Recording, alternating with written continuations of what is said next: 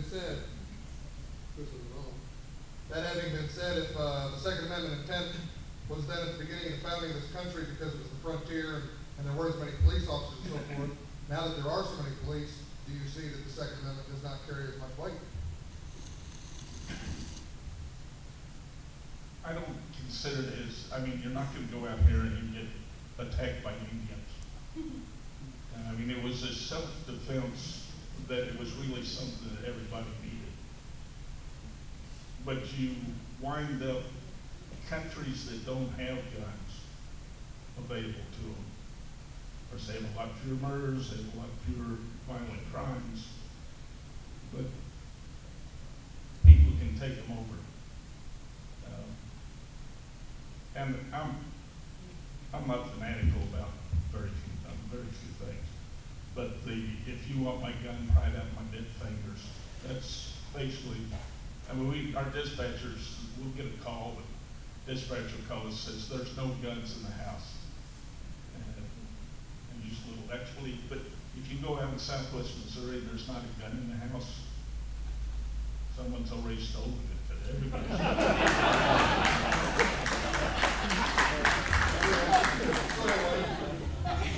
Well, like Richard said, back when they first came, our founding fathers first came over here, we were a small country. We were few people, but we all had guns to protect ourselves. We're a big country now, folks, and we're lots of people, and we need protection. So we've got so many people, and we don't have any more officers than we do now. When you consider the police officer population back then, police officer population now, we got fewer cops now than we did back then. You better keep your guns.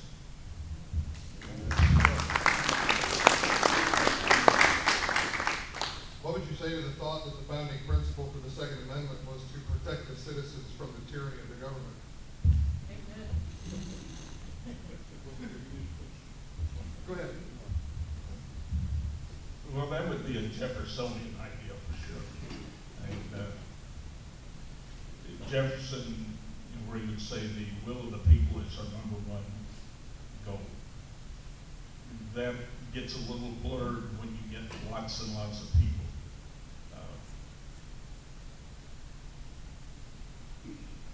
At that time, to think that the government was going to, they come from England, they come from Germany, they come from France, Holland mainly, and they were afraid of the government. I mean, and religious government was another thing. And it's not Catholic, but you had to worry about what's the Catholic Church going to do, like the Inquisition type things.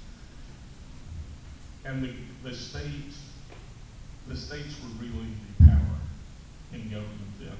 And that's why we had the Civil War, because you didn't have allegiance to the country, you had allegiance to your state. Again, that would be something that Jefferson would have really pushed to keep the government. Even though he was government really himself, he was probably the smartest one out there, that he knew that if you had the guns, that would be a way to keep government from getting too powerful, from thinking they could run over people.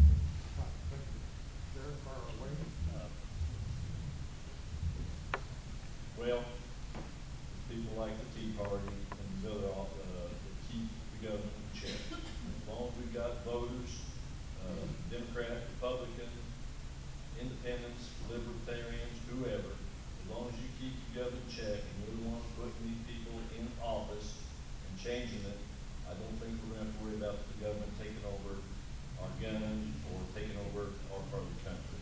If it comes to that, yeah, there's been a revolution before, it can be a revolution again.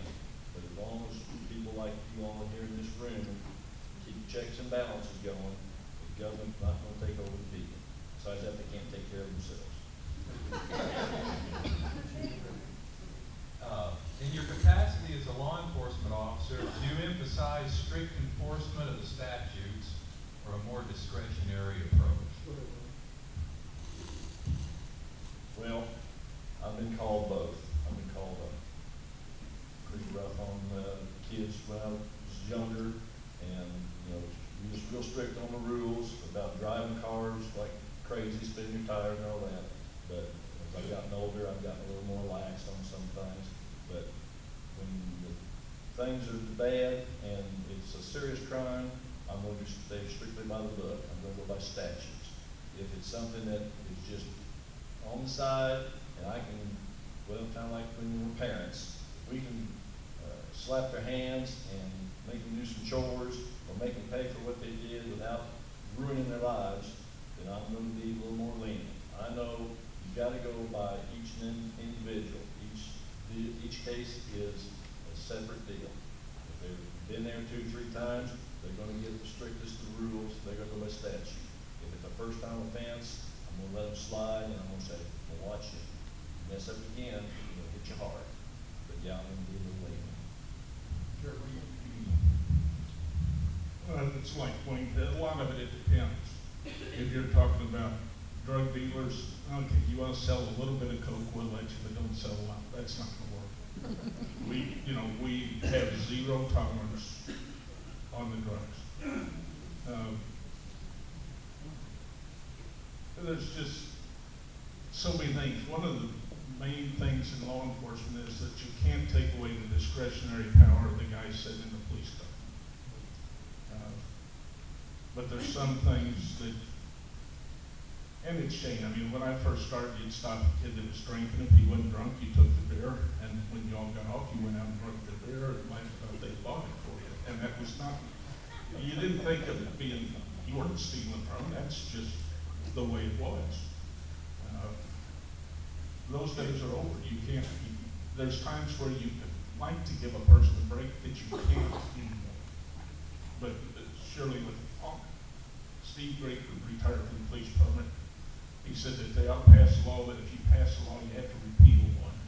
And I kind of like that idea, but you get so many things that you've got to do. But sometimes, the guy's speeding because his kid's in the hospital, or the guy's speeding because he wants to go see Saturday night football. That's the same speed, but there's a big difference. And that's just something that, Wayne says, when you first start out, you think you've got to arrest everybody because if you don't, they'll think you're afraid of them. And then you get to an age, you wake up one day and you're old and you say, I'll arrest them if I think I need to. 30 seconds? Okay. Do you believe the war on drugs has been effective in curbing illegal drug use? How should the Sheriff's Department deal with enforcement of these drug laws? It's the only thing that the war on drugs has done with drug use. It's cost people more money because it's harder to get the drugs into the country. So that makes, supply and demand, which is the only thing I ever learned about economics, that, gets raised the price.